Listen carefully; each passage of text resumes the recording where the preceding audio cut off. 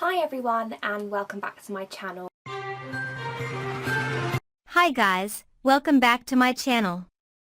Today, we're diving into the world of General Hospital and trust me, this episode is packed with shocking revelations, heated confrontations, and alliances that might just change the course of everything. The drama is reaching new heights, and every character seems to be standing at the edge of a cliff, one wrong move, and it could all come crashing down. So, let's break down everything happening on Wednesday, February 26, 2025, and get into all the twists and turns that are about to shake Port Charles to its core. Alexis faces a devastating truth that could change everything. We begin with Alexis, who is grappling with a pain no mother should ever have to endure, the murder of her daughter, Sam. For months, the question of who was responsible for such a brutal act haunted her, and now, she finally has an answer, Cyrus Renaud. But knowing the truth is one thing, figuring out what to do with it is another. Alexis is a woman known for her intelligence, resilience, and sharp legal mind. She's built a career on justice, but this time, the law may not be enough. If she goes through legal channels, will it truly bring Sam the justice she deserves? Or will she take matters into her own hands, setting out on a path of revenge that could consume her? One of the biggest questions here is, who does Alexis turn to for help? Does she reach out to someone within the justice system, trying to take Renaud down legally? Or does she form an alliance with someone far more dangerous? Could Jason be the person she calls upon, knowing he has the means and the motivation to make Renaud pay in a way the courts never could? Every decision she makes from this point forward carries massive consequences. If she goes too far, she risks not only her career but also her freedom. And yet, after losing her daughter, is there really anything left for her to lose? One thing is certain. Alexis is about to make a choice that will alter the course of her life forever. Jordan and Portia's unexpected bond, but is it built on secrets? Meanwhile, in a development few saw coming, Jordan and Portia find themselves growing closer. While they've often been on opposite sides of the fence, circumstances are pulling them together in a way that neither of them expected. The most obvious link between them is TJ, Jordan's son and a rising star in the medical world under Portia's leadership as co-chief of staff. But as whispers about TJ's whereabouts begin to circulate, both women are left wondering, where is he, and why hasn't he checked in? Could something have happened to him? If so, are Jordan and Portia the only ones who care enough to start looking for answers? But then there's Curtis. His recent obsession with bringing down Drew has not gone unnoticed, and both Jordan and Portia seem deeply concerned. Is it time for them to compare notes? If they do, will they realize that Curtis might be playing a far more dangerous game than they imagined? And if they do join forces, will it be to protect Curtis from himself, or will they discover a truth about him they never wanted to know? Jordan and Portia may have started out as rivals, but this unexpected bond could lead them to uncovering secrets that will shake Port Charles to its foundation. Drew's complicated dance with Nina, is she his greatest threat? Speaking of Drew, he's dealing with another kind of problem, one with a name, Nina Reeves. For a man who has spent years mastering the art of manipulation, deception, and playing people against one another, Drew seems surprisingly rattled by Nina's presence.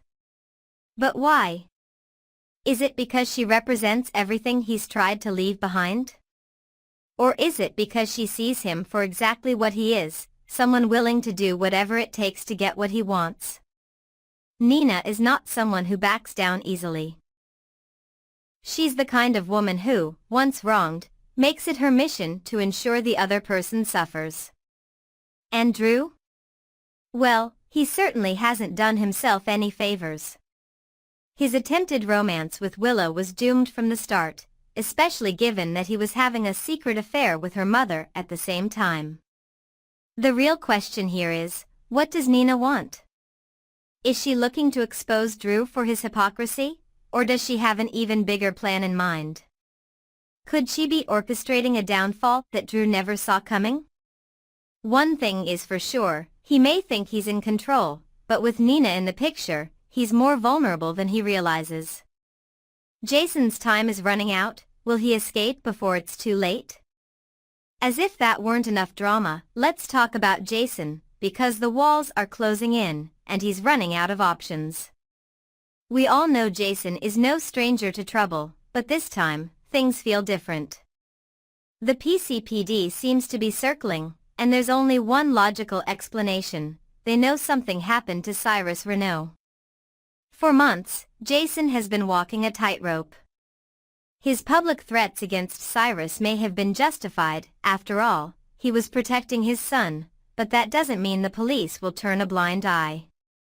If they think Jason had something to do with Cyrus' disappearance, they won't hesitate to bring him in for questioning. But what if this isn't just about Cyrus?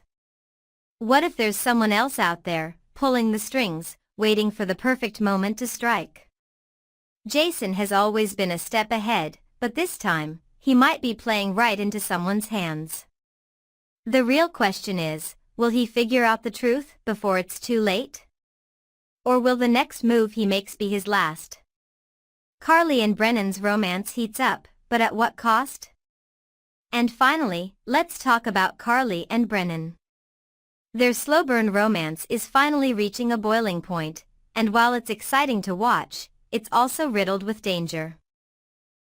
Carly has always been a woman who trusts her instincts, and something tells her that Brennan isn't being entirely honest. She knows he's WSB, and with that comes a level of secrecy she can accept, but what she doesn't know is that Brennan is hiding something that could destroy everything between them. Rumors suggest that Brennan is recruiting Carly's daughter into the WSB. If that's true, Carly is about to find herself in the fight of her life. She won't stand by and let someone she loves be used as a pawn in a dangerous game. But what will she do when she realizes that the man she's falling for might be the one pulling the strings? Brennan himself is at a crossroads. Does he end things with Carly before his secrets destroy her, or does he take the risk and go all in? If history tells us anything, it's that Brennan thrives on danger. But how long can this double life last before it all comes crashing down? Final thoughts. The storm is coming. One thing is clear. Port Charles is on the brink of chaos. With Alexis ready to make a dangerous choice, Jordan and Portia uncovering unexpected truths, Drew on the verge of exposure, Jason running out of time, and Carly standing at the edge of betrayal, the next few weeks are going to be explosive. So, what do you guys think? Will Alexis get the revenge she craves? Can Jason escape before the cops close in? And is Carly walking straight into heartbreak? Next, we're diving into the latest episode of General Hospital, and trust me, this one is packed with tension, betrayals, and a mystery that is shaking Port Charles to its core. A prime suspect emerges in Cyrus Renault's disappearance, but is it really that simple? The town is buzzing with speculation, and the evidence seems to point in one direction, Jason. But is he being set up? Let's unravel the twists and turns of this thrilling storyline. Did Brennan set Jason up? A deeper look into the suspicious evidence. One of the most jaw-dropping moments of the episode came when forensics revealed that 2 strands of Jason's hair were found at the scene of Cyrus' disappearance. Jason, ever the composed figure, didn't even flinch when Anna confronted him about the evidence. His reaction? He had never been to the cabin and could prove it. But here's where things get messy. The only person who could confirm Jason's alibi is Drew, and their relationship is far from friendly at the moment. Drew, still fueled by his vendetta, has every reason to refuse to back up his brother's claim. But what if Jason is actually telling the truth? If he never set foot in that cabin, how did his hair get there? Could Brennan be the one pulling the strings behind the scenes? His motives remain unclear, but if he is framing Jason, what does he stand to gain? Could this be part of a larger plan within the WSB, or is it a more personal vendetta? Port Charles has seen its fair share of calculated takedowns, but this one is shaping up to be particularly intricate. Jason's alibi crisis, a brother's betrayal? With his back against the wall, Jason needs an ironclad alibi, but unfortunately, the only person who can provide one is the very person who might want to see him go down, his brother, Drew. Jason had attempted to meet with Drew, perhaps in the hopes of repairing their fractured relationship, but things did not go as planned. The wounds between them run deep, and Drew's resentment is still fresh. Given his determination to make Jason pay, would he deliberately withhold an alibi, even knowing his brother is innocent? This puts Drew in a precarious position. If he refuses to corroborate Jason's story, he could end up ruining his own brother's life. But if he tells the truth, will he be admitting something else, perhaps his own involvement in the bigger scheme at play? The animosity between the two siblings is about to reach a boiling point, and when the dust settles, neither may emerge unscathed. Anna's trust in Jason shattered, but should it be? Anna Devane has always had an unshakable intuition, and while she initially believed Jason when he swore he had nothing to do with Cyrus' disappearance, the forensic evidence made her question everything. In the interrogation room, she wasted no time pressing Jason, demanding to know why he would betray her trust. Jason, however, was blindsided. He hadn't the slightest clue what she was talking about. The moment she revealed that Cyrus was missing and that the evidence pointed to him, Jason stood his ground. His words were firm, "I didn't do anything." For a brief moment, it seemed like Anna was willing to take his word for it. But when Chase arrived with the forensics report, everything changed. Now, the evidence has shaken her resolve. Anna isn't someone who ignores hard proof, but deep down, does she still believe in Jason? Could her instincts about him being innocent be correct despite the overwhelming case against him? If Jason is being framed, Anna could be his only hope. But with the pressure mounting, will she stand by him, or will she make a mistake that could cost Jason everything? Jocelyn's role in the chaos, what does she really know? Outside the interrogation room, Jocelyn had her own role to play in the chaos unfolding around Jason. At Bobby's, she maintained her composure, but it was clear that something was on her mind. She needed to talk to Jason, alone. Before they got the chance, however, Jason was called away to the PCPD, leaving Joss to process the situation on her own. What exactly was she planning to ask him? Was it something related to Cyrus, or did she suspect something even bigger? The plot thickened when Trina inquired about Jocelyn's Valentine's Day plans, and Joss quickly spun a story about going to Dex's empty apartment, feeling so overwhelmed that she destroyed her phone. Was that really what happened, or was she hiding something? And then came Felicia, bringing even more weight to the situation by revealing that Jason was the prime suspect in Cyrus' disappearance. For Joss, this changed everything. If Jason was in trouble, she needed to find out why, and fast. But could she be sitting on information that she doesn't even realize is important? Could something she saw or heard that night be the key to proving Jason's innocence? The bigger picture, where is Cyrus, and who is really behind this? The central question still remains, where is Cyrus Renault? The entire city is on edge, and while many assume Jason is responsible, the truth may be far more complex. Cyrus had a long list of enemies, and Jason was far from the only person who had reasons to want him gone. But if Jason isn't behind this, then who is? Could this all be a carefully orchestrated plot to remove Cyrus from the equation while simultaneously framing Jason for a crime he didn't commit? If so, who benefits the most from this setup? Anna is caught between believing in Jason's innocence and following the evidence. Jocelyn is searching for answers she doesn't yet understand. Drew is faced with a choice that could determine his brother's fate. And Brennan?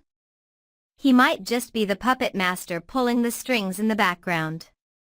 One thing is for sure, Port Charles is about to experience one of its biggest scandals yet, and the truth may be even more shocking than anyone expects.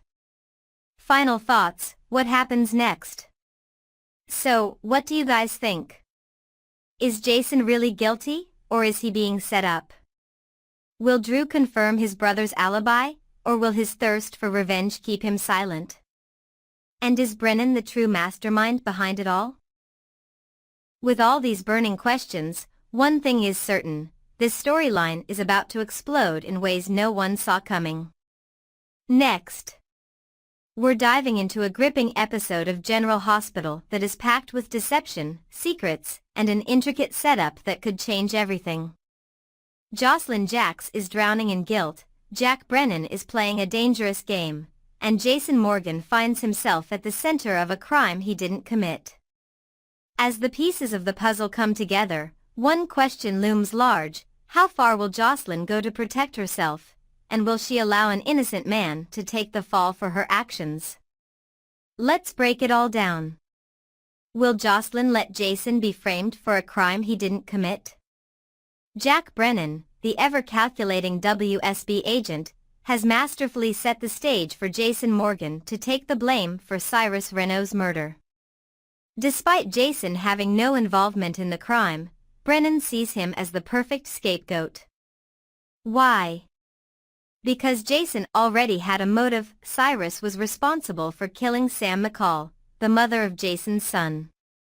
Anyone who knows Jason understands that he wouldn't hesitate to take out a man like Cyrus, making him an easy target for Brennan's deception. But here's the real twist: Jocelyn is fully aware that Jason is innocent. She was the one who pulled the trigger.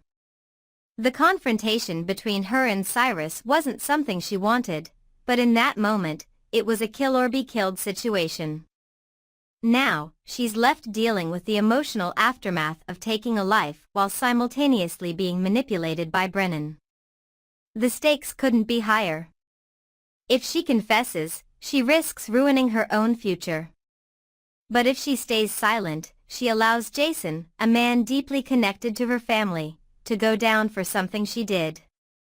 The real question is, will Jocelyn's guilt push her to come clean, or will she keep quiet and let Jason take the fall? A calculated move. Brennan leaves behind evidence to frame Jason. The mastermind behind this elaborate setup, Jack Brennan, has gone to great lengths to ensure that Jason looks guilty. He ordered the cabin to be scrubbed clean, except for one crucial piece of evidence. What exactly was left behind? That remains a mystery, but whatever it is, it's been carefully placed to lead detectives straight to Jason. Anna Devane, one of the best investigators in Port Charles, is aware that Jason had every reason to want Cyrus dead. But here's the problem: she also knows Jason would never leave evidence behind that could link him to a murder. Jason is meticulous, and if he had truly carried out the crime, there wouldn't be a single trace of him at the scene. This raises an important question: does Anna truly believe Jason is guilty, or will she start digging deeper to uncover the truth? If she looks in the right places, she might just find a trail that leads her straight to Brennan, and to Jocelyn. Jocelyn struggles to maintain her cover story as if the weight of what she's done wasn't enough. Jocelyn now has to keep up appearances and convince everyone around her that nothing is wrong. But the cracks in her story are already starting to show. After returning to Bobby's, Jocelyn is immediately confronted by Trina Robinson, who senses that something is off. Joss tries to deflect, changing the subject and attempting to steer Trina's attention elsewhere. But Trina isn't easily fooled. She knows Joss too well, and the way she's acting isn't adding up. But that's not the only challenge Jocelyn faces. Her mother, Carly Spencer, is even more difficult to deceive. Carly is suspicious from the start. The biggest red flag? Jocelyn lost her phone and had to buy a new one, a detail that isn't in line with her usual behavior. Carly knows her daughter better than anyone, and she can tell there's more to this story than Jocelyn is letting on. But what will she do about it? If Carly pushes too hard, will Jocelyn break down and tell the truth? Or will she double down, risking everything to keep Brennan's secret? Jack Brennan's ultimate test for Jocelyn, will she become his next WSB agent? At the core of Brennan's manipulation is a test, a final challenge to determine whether Jocelyn is truly ready to join the WSB. If she can keep her mouth shut, endure the guilt, and allow Jason to take the fall, then she has what it takes to be an agent. But the idea of becoming a WSB operative is starting to feel less like an opportunity and more like a trap.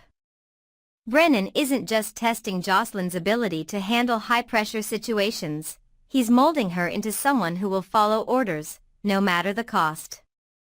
If she lets Jason be arrested and convicted for Cyrus' murder, what's next?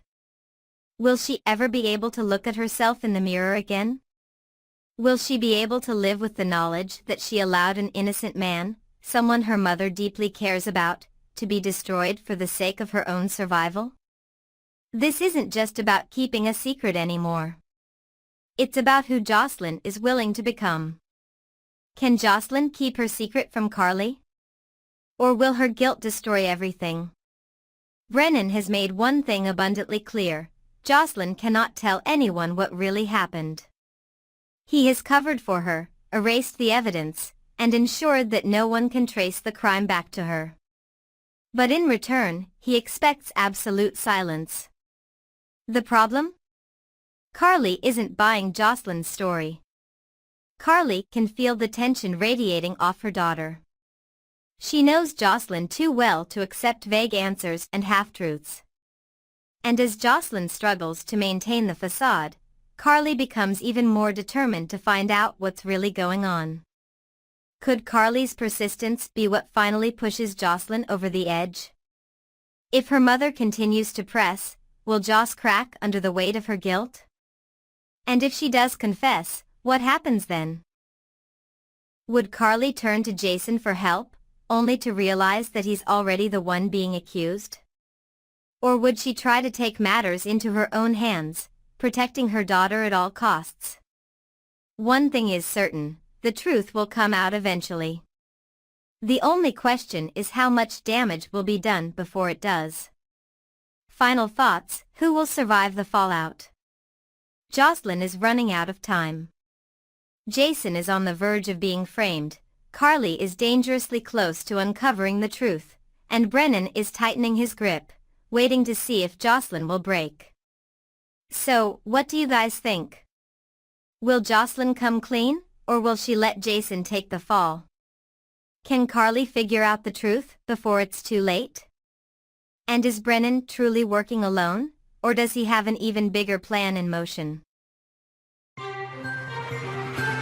Thanks for watching, guys. See you soon. Bye.